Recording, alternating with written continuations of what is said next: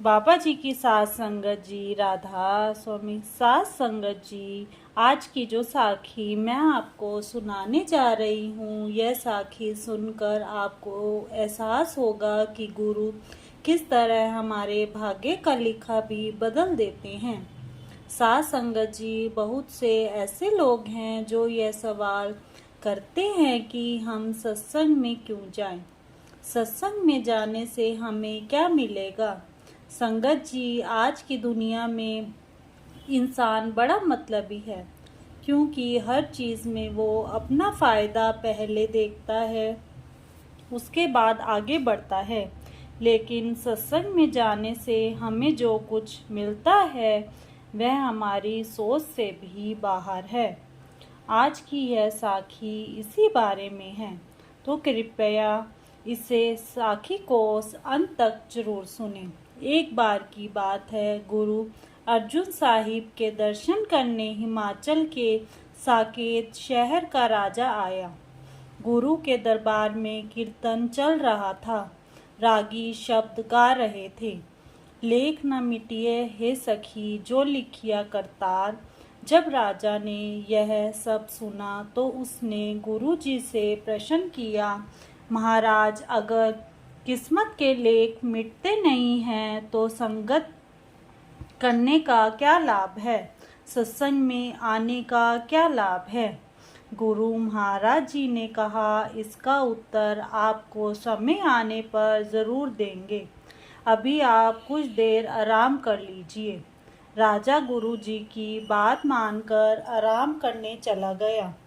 आराम करते करते राजा को गहरी नींद आ गई और उसे सपना आया कि उसका जन्म एक बहुत ही गरीब परिवार में हुआ है और उसका जीवन बहुत ही मुश्किलों से भरा हुआ है।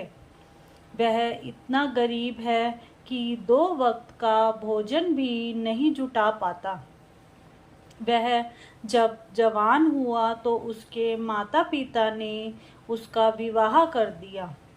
विवाह के बाद उसके घर 4 बच्चे हुए। अब उसकी उम्र 40 साल की हो चुकी थी।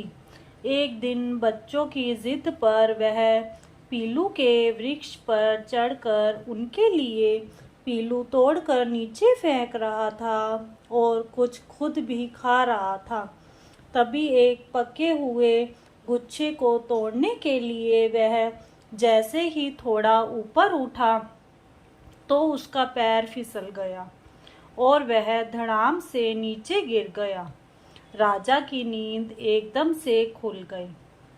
राजा इस अजीब से सपने के बारे में सोचने लगा। सुबह हो चुकी थी। राजा उठकर दातुन करने लगा। जब उसने कुल्ली की तो उसके मुंह से एक पीलू का बीज निकला। राजा यह देखकर और भी ज़्यादा आश्चर्यचकित हो गया और थोड़ा सा परेशान भी हो गया, क्योंकि उसने तो सपने में पीलू खाए थे, असल जिंदगी में तो नहीं। ये बात उसे बड़ी परेशान करने लगी। सुबह जब राजा गुरु के दरबार में आया तो गुरु महाराज जी ने उसे जंगल में सैर करने चलने के लिए कहा। गुरु महाराज और राजा घोड़े पर सवार होकर जंगल में सैर करने के लिए चल पड़े। रास्ते में उन्हें एक हिरन दिखाई दिया। राजा ने जब हिरन को देखा तो उसका शिकार करने के लिए घोड़ा उसके पीछे दौड़ा दिया। हिरन का पीछा करते हुए राजा गुरुजी से बिछड़ गया और वह रास्ता भटक गया। उसे समझ नहीं आ रहा था कि वो किस ओर जाए। शाम का समय हो गया था। राजा भूख और प्यास से व्याकुल हो रहा था तो पानी की तलाश करने लगा। पानी की तलाश में भटकता हुआ एक दूसरे नगर में जा पहुंचा। नगर के बाहर ही कुछ औरतें कुएं पर पानी भर रही थी। राजा ने सोचा कि इनसे पानी मांगता हूँ। जब राजा ने कुएं पर पानी भरती हुई औरतों से पानी मांगा तो औरतें राजा को देखकर डर से चीखने लगी।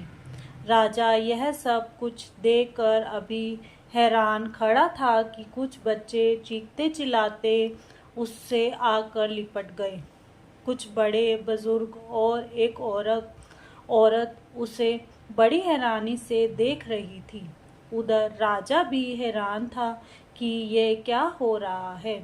आखिर सब लोग उसे देखकर अजीब सा व्यवहार क्यों कर रहे हैं?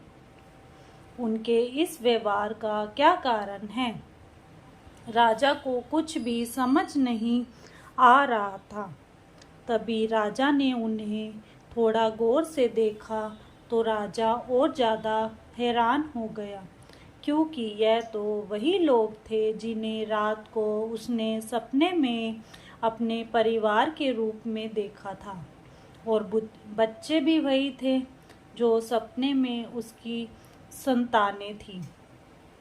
राजा यह देखकर परेशान हो गया कि यह सच में कैसे हो सकते हैं। राजा अभी यह सोच ही रहा था कि सब लोग उसे खींचकर बेटा, बापू, स्वामी कहते हुए लिपट गए। राजा यह सब देखकर बहुत डर गया। उसको कुछ समझ नहीं आ रहा था कि यह कौन सी मुसीबत आ गई है। वह मन ही मन गुरु जी को याद करने लगा। तभी गुरु अर्जुन देव जी वहां आ गए। राजा ने जब गुरु जी को देखा तो उसने गुरु जी से खुद को बचाने की गुहार लगाई। गुरु महाराज जी ने उन लोगों से पूछा, आप इन्हें अपने साथ क्यों ले जा रहे हो? तब उन लोगों ने कहा, यह हमारा रिश्तेदार है, इसे ईश्वर ने हमारे लिए वापस भेजा है।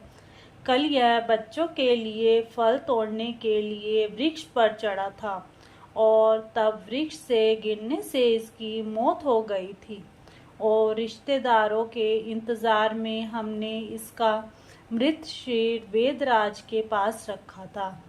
हम लोग उसे ही लेने जा रहे थे कि यह जीवित होकर हमारे सामने आ गया, इसलिए अब हम सभी इसको घर ले जा रहे हैं।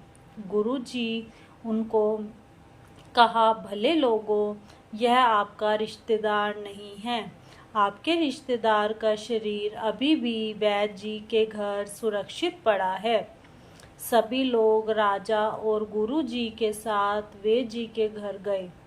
वहां जाकर बिल्कुल राजा से मिलती जुलती देह देखकर सभी हैरान रह गए।